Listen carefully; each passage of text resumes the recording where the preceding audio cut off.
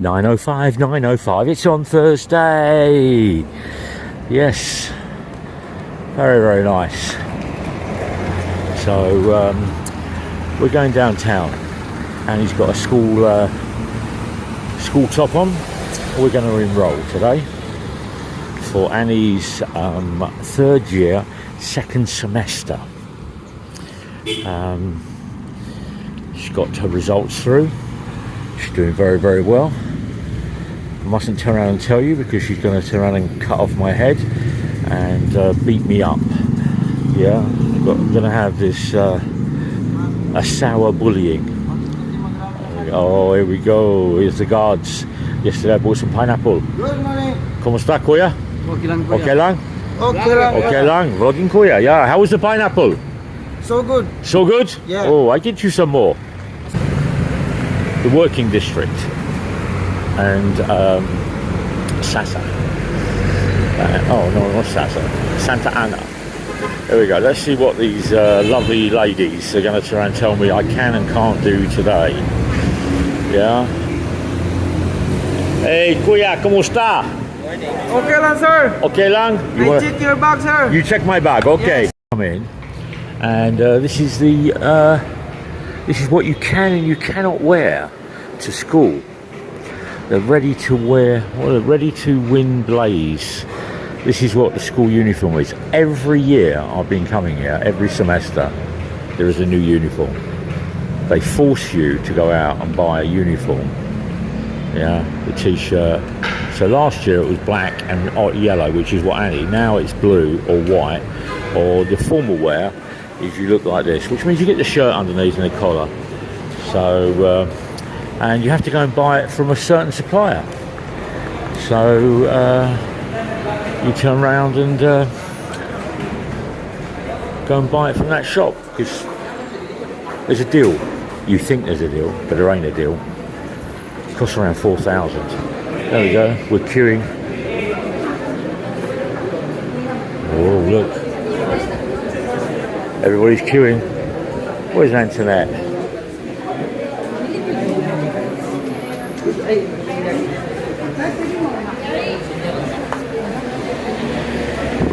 Oh, look, she's down there. Hi, Queer, ¿cómo está? See, there's Annie's uniform from last year, or last semester. Walk down.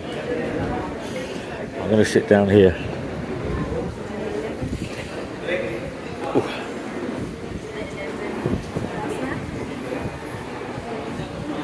If you get up early, we get out finish early. So we queue at the first 3 windows to get a receipt.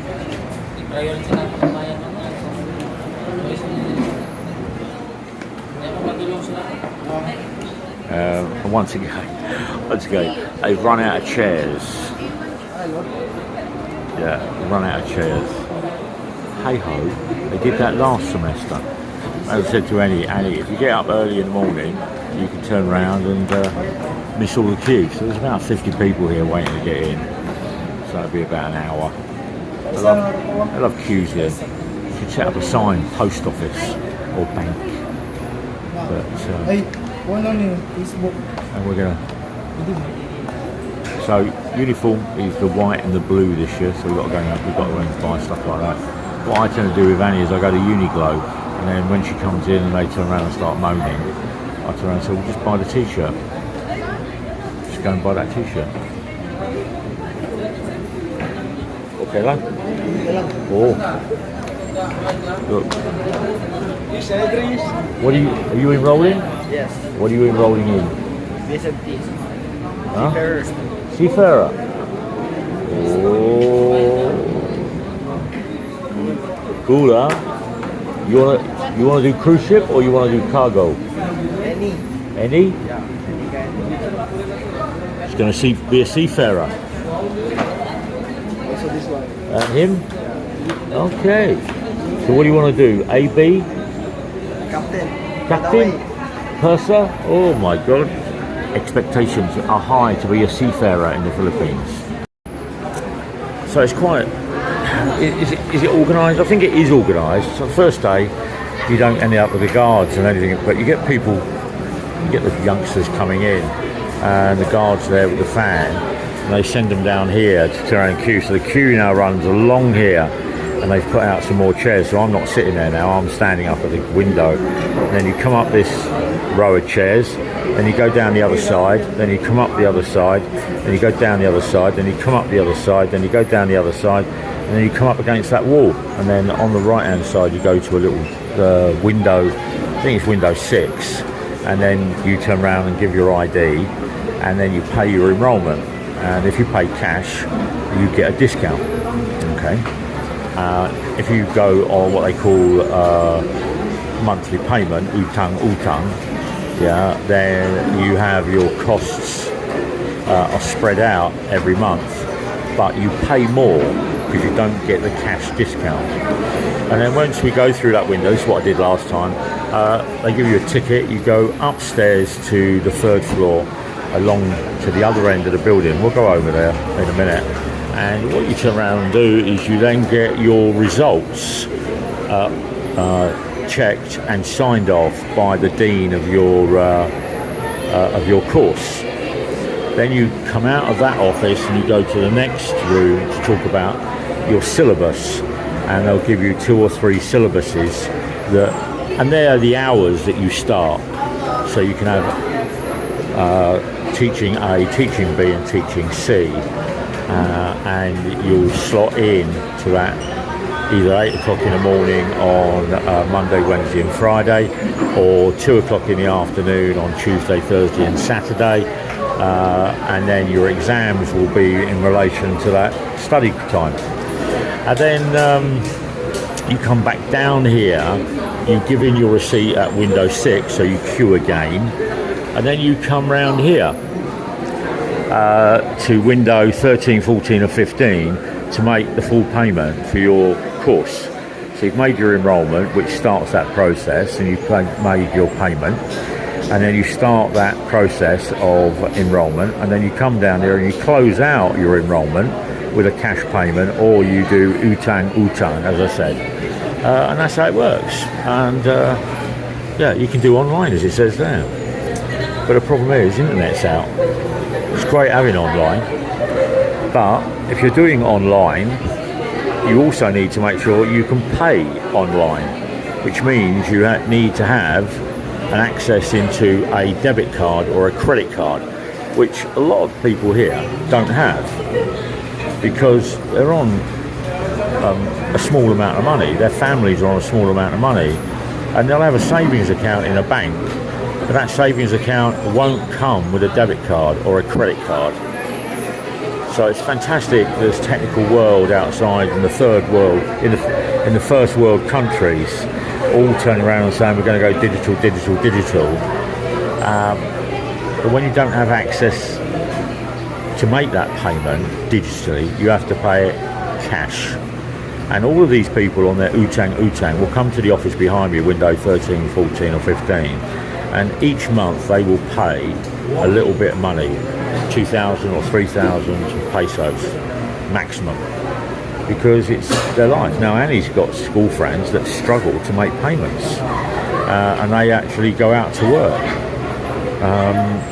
to turn around and do your study, do your travelling, do your coursework, and then come back and you end up going out to work, to earn a living, to get a little bit. So you get 500 peso a day if you work a full 10-hour, 12-hour day here. So it is quite, I had this conversation with some of my friends, my Western friends, and I believe that education should be free. But yeah, and I've been. This is my third year enrolling Annie. Annie couldn't afford to do this. Annie could not afford to do this, and she's a smart woman. And there are lots of really smart Filipinos, but some wealthy Westerners and foreigners think that the people should be kept subservient and in poverty. Yeah, you can blame the government, but you're never going to change the government. You know, if I make comments about government here, then I get myself into trouble. And I mean get myself in serious trouble. So I'm going to go sit down here because the queue's got quicker. Help, then I help Annie. I don't set parameters for Annie. I don't turn around and say, when she goes to school, she goes to school. And the friends I've got, you know, like Jim and George and Brian, I don't know, they all see a difference. And Greg, they all see a difference in Annie, that she's opened up and she's become more communicative and she's become more social. Instead of actually she asks questions now. She asks why. She has an opinion. She's not afraid, which I find absolutely brilliant, really brilliant. You know, I can't take my pension with me. I can't take my assets with me when I die. Well, you want to go to the local funeral parlour and say, put all my pensions and all my money in that pot in the ground and let the worms eat it? No. Let's get some benefit out of it. But anyway, sorry to waffle and moan, guys. I'm not doing it. I just find it. I just had a conversation with somebody about 2 minutes ago, which reflected on my opinion. They turned around and asked me, "Well, why are you doing it?" What?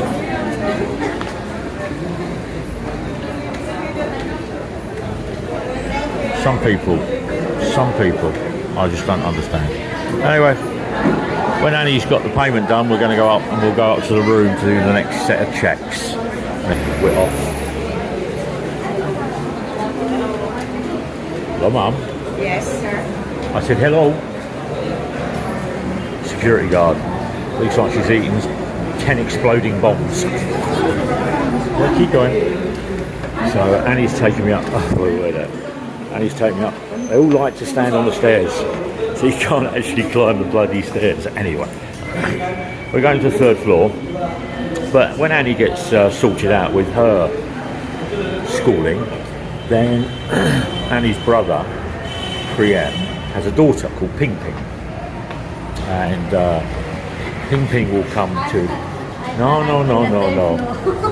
And then Ping Ping will come to Davao and we'll assist in Ping Ping's education. But Ping Ping's mum and dad can't afford the education. So she actually has to go and enroll in a public school, which is called USEP. And USEP has around 50,000 applicants a year.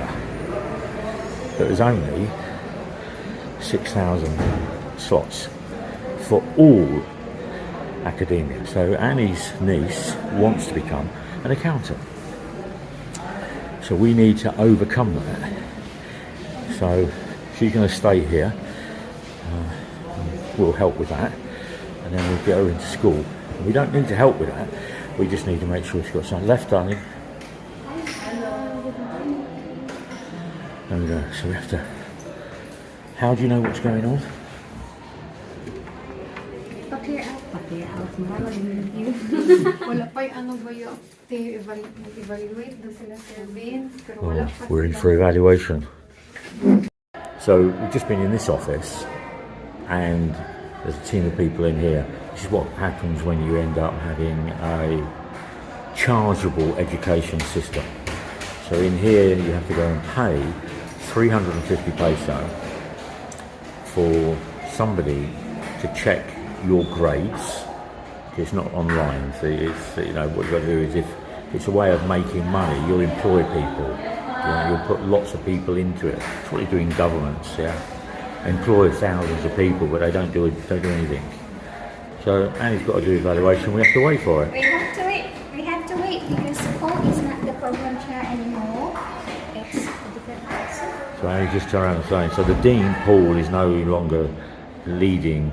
So you have a different Dean and a different person to assess, who has different values and different ways of doing things and different charges. Yeah, so 350, and then we go into this office here to work out what lesson plan that Annie would like to sign up to for this semester. Yeah, then we go back downstairs. See, this all could be done online quite comfortably comfortably, and you could save at least 50 jobs. Anyway, go back downstairs, and then we make the payment. They actually have online access. But- They can do online enrollment, but who needs to have it predictions and stuff like that? Well, they can only do it if you have a credit card or a debit card. Yeah, you have to pay that. Because you can't put the cash, even though, and Gcash turns around and charges you if you've got over 8,000 pesos worth of transactions in a month. And as the course is going to be about 24, you will pay 5% on your Gcash. So as I said earlier, people like to pay cash. Oh, nagulat ako sa mag-evaluate. She's my classmate as well. So Annie's got a classmate over here, she's got a classmate in here, and these are the people that actually work for the school because they can't afford to pay for their full education because they're doing utang. But when they work here, the subject that they have to take is limited. They won't allow them to take the full Course. course. So I they, have classmates who has been left behind because she needs to take a course because they will only move up in education if you make the payment for the next level of course. And if you haven't got the money, they take you off the course and move you somewhere, move you sideways. Unfair, that really, isn't it? That's how I feel. I feel it's unfair. Allow a loan. Yeah, they allow a loan, but you have to settle it before the last day of classes. So you get a semester, and if you've got anything outstanding, settle it all. If you don't settle it, what happens? They won't release your TOR, which means you won't have you can't move on. So you end up stuck. Okay, so I just fucking hey, evaluation, Koya, evaluate. I'm still not registered. Okay. Anyway, so we did the registration. We got here an hour ago, and we were told the evaluator was going to turn up to evaluate Annie's paperwork. There's about 16 people here, all queuing up. It's really, really hot. I get agitated because all they turn around and say, "Oh, he's on his way. He's on his way. He's on his way. He's on his way." Yeah, but where is he? Is he in Manila? Is he in Thailand? Is he in? Where is he? The school opens at 8 o'clock, and the evaluator isn't here. Yeah. He's 2 3/4 hours late. What started at 2 minutes is now 2 hours. And that's what I find frustrating. So I've just gone into the office to turn around and say, I'd like some clarity. Is the evaluator arriving today? Yes or no? If no, I'll come back tomorrow. And the dean said to me, well, what do you want to do? I said, I want to pay the enrolment for Annie. And all we're stuck on is the evaluator. Because the evaluator isn't here. When is the evaluator? Give me the information that I'm asking. So he turns around, well, I'll evaluate. So walk in there, and he started the evaluation. He's been here 2 hours. Why couldn't he do that 2 hours ago? Why couldn't? And that is what I find so frustrating. So we were up on the 3rd floor, up there. Annie got evaluated. We waited 45 minutes. It took 3 minutes, and Annie was told that she needs to make sure her results don't fall below 80%. And the reason they do that is if you're at 75% now, or 70%, which is line of 7, it's going to be very, very difficult for you to get your results from here to 80 to get into the 4th year. And that's what they turn around and explain to Annie today. So Annie is at 80, but she's creeping down to 85, 86. Now Annie's behind this window now, making a payment in window 13, 14 or 15, and she'll get the discount and get the payment, and then that will be us paid and done. So all you really want to turn around and do is when you come here, is you want to enroll and pay. What they seem to turn around and do now is you enroll, you pay, and then they turn around and tell you you need to improve. Well, really what they should be doing is, in my opinion, is having that as a workshop on a day. They call you in and turn around and say, looking at your results over the year, you need to improve here, business management, analytical, analysis, algebra, but taxation, and the teacher needs to identify the areas that's pulling your scores down. Not just turn around and say you need to keep your results above 80% or line of 8. Everybody knows they want to be above 80, they want to be above 85, they want to be pushing closer to 90. Well, now they should actually sit down with the student and give them information of what they need to do, and if there's any extra books or any extra stuff they find online, point them in that right direction. I mean, I spoke to the dean just a minute ago. He looks like he's been playing a lead guitar in a pop band, which is, in a rock band, but it's okay. He's got really long hair and he's got tie-dye top and stuff like that. That's okay. I'm not interested in how he looks. All I'm interested in is giving the information and getting out of the college, so I'm not spending hours and hours here. But anyway, so Annie's paying, so that's it. Enrollment third year, second semester, she's enrolled. Pass grade is line of 70%. Annie's at 85, which is good, so she's 15 points up. But what we've got to concentrate now is summer school, and we've got to concentrate on August when she comes back to do year 4, because year 4 will be 80% and above to move forward in first semester and second semester, and then that'll be her final year. But she needs to be 80 and above. She can't fall any lower than that. There's the other girls that were all sat upstairs, the girls over there. They were sat with Annie. They've had the evaluation and gone away, but they're not paying. They've actually registered to do Utang. They will do a monthly payment. But nice breeze down here. Upstairs it was stifling, absolutely stifling. So this young lady just come down on the right here. She's come down to see her mum, and her mum's gone up to get discount because her mum's a pensioner. So she wants to turn around and make the payment. So, and that's what happens. So when you get to 60 years of age, or a pensioner, and you're trying to put your children through education, the first thing you stop is your welfare payments, and you stop your pension payments, because you're paying for to give your child a better life. So that's the young lady there. It's on Annie's course, and she's working out the Utang with her mum. So right, okay. So what's the cost? What's the damage? Yeah. So Annie's got third year, second semester, and she's got 24 lesson packs. Those 24 lesson packs cost 950 peso per pack. So call it 24,000 peso. Okay, so that's 24. To enroll, it used to cost 6, but when we first started, it was 4. Then it went to 5. Then it went to 6. This year, it's on 7,000 peso, because schools always put their charges up, don't they? Because they've got to make money. Yeah.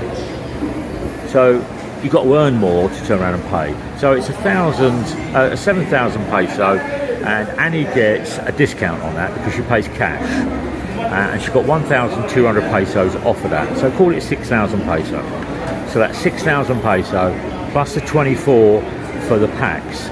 Now, this is one of the ones I find interesting. You don't get discount on the lesson packs. You only get discount on the enrollment. When we first came here 3 years ago, you got discount on the lesson packs. Now you don't get any lessons and discounts on there, not even for a senior. Not even for a senior. So lesson packs, full price. Enrollment, discount, and that's it. Now, when we went upstairs, the girl upstairs, for Annie to write down her name on 3 bits of paper, cost 350 peso. because that is the information they need for validating. It's another way of making money. It has no reference, that office upstairs that charges $350 to each student to put down 125, 125, 125, 150 down on a piece of paper to put your name, your school number, and everything, because that's all in the system already. But they charge you $350 on every student in Annie's course. So Annie's got 30 students in her, so that's 30 times 350. Crazy, right? Just crazy, isn't it? So that's the cost. Now Annie's gone from here over there to process the payment and put it in window 1, and that's the cashier. She'll take all the money, she'll update Annie's online account, paid for all 24 packs, which means nobody's going to be asking for money during the year. However, they do ask for money. They have these things called intramuros. They have education and religious days on a Saturday or a Sunday that you have to attend, and if you don't attend, you then get penalised for not attending. It's got no relations to your course. The teachers and the security and the people in the school make sure that you have to attend. So everybody attends and spends all day, and they turn around and say, when we finish at 8 o'clock tonight, you'll get a docket that you can go and turn around and say you attend.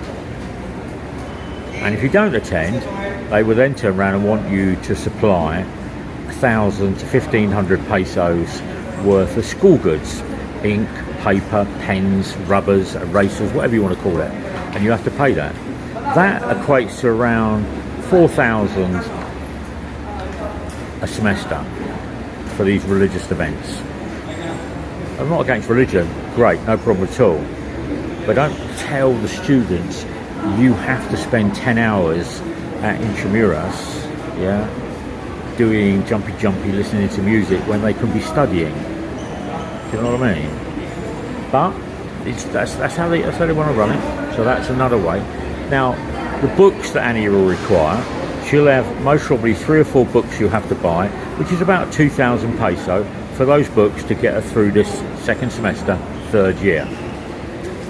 And then when we get into 4th year, the cost will start again. It will be enrolment, how many lesson packs, intramuros,